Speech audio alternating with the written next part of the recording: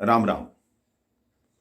हमारे जीवन में कई बार ऐसे अवसर आते हैं कि हम जो कार्य करते हैं हमारी संतान वो नहीं कर पाती। हम धर्म के मार्ग पे चलते हैं लेकिन संतान के पास उतना समय नहीं होता कि वो उस मार्ग को अपना सकें, उस मार्ग पे चल सकें। एक बहुत ही धनवान सेठ थे, इतने धनवान कि उनकी ख्याति चारों ओर फैली हुई थी। उन्होंने अपने गांव में एक भव्य मंदिर बनवाया।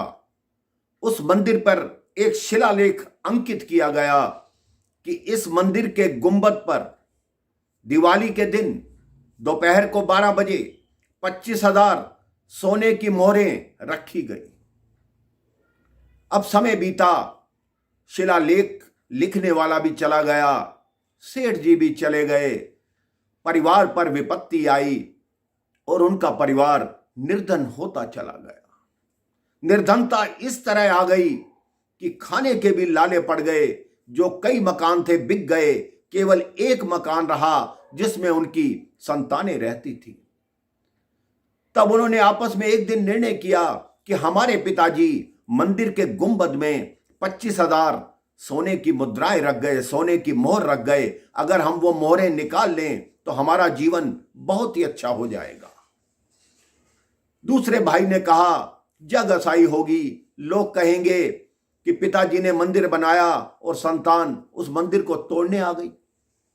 तब बड़े भाई ने कहा भाई जग असाई को देखें या अपनी गरीबी को देखें, बताओ अगर हमारे पास धन ही नहीं होगा तो हम बच्चों को पालेंगे कैसे और जिएंगे कैसे।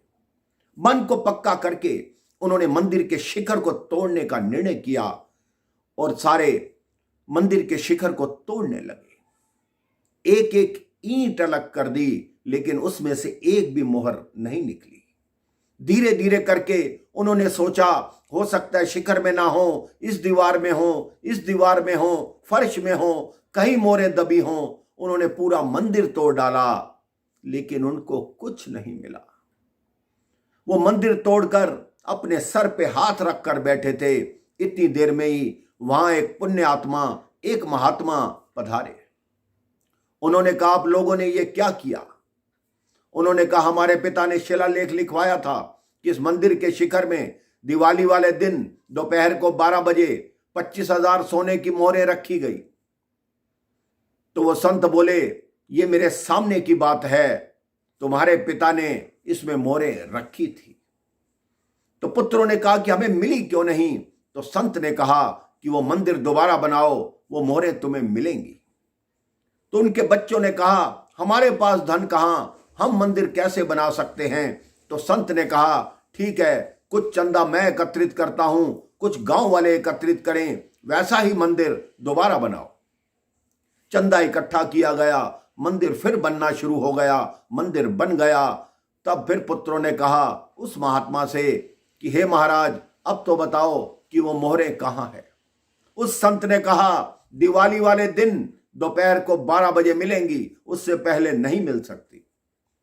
वो संत उनको कहकर चले गए। सारे गांव वाले कहने लग गए वो संत तुम्हें बेवकूफ बना गए, तुम्हें कोई मोहर नहीं मिलेगी, कोई धन नहीं मिलेगा। मंदिर तुमने तोड़ा भी सही, जग असाई भी हुई, मंदिर दोबारा भी बन गया, तुम्हारा क्या लाभ हुआ? जो एक घर था तुम्हारे पास वो भी तुमने गिरवी रख दिया क्योंकि मंदिर में तुमने फिर भी दान दिया। दिवाली से एक दिन पहले वो संत आ गए। उन्होंने सब भाइयों को बुलाया और कहा कि कल सुबह फावड़े और टोकरी लेकर तैयार रहना, मैं तुम्हें 25,000 स्वर्ण की मुद्राएं दिलाऊंगा। दिवाली वाला दिन आ गया। दोपहर के 12 बजे संत ने देखा उस शिखर की छाया, उस शिखर की परछाई कहां पड़ रही है? जहां वो परछाई पड़ रही थी संत ने कहा इस स्थान को खोदो। जब उस स्थान को खोदा गया तो पूरी 25,000 सोने की मुद्राएं निकली। इस कथा का अर्थ यह है सद्गुरु ही आपको मार्ग दिखाता है, सद्गुरु ही आपको रास्ता दिखाता है कि आपने कहां चलना है, कैसे चलना है। बोलिए अपने अपने गुरु की जय बोलिए। बोलो सद्गुरुदेव भगवान की जय। राम राम, जय श्री राम।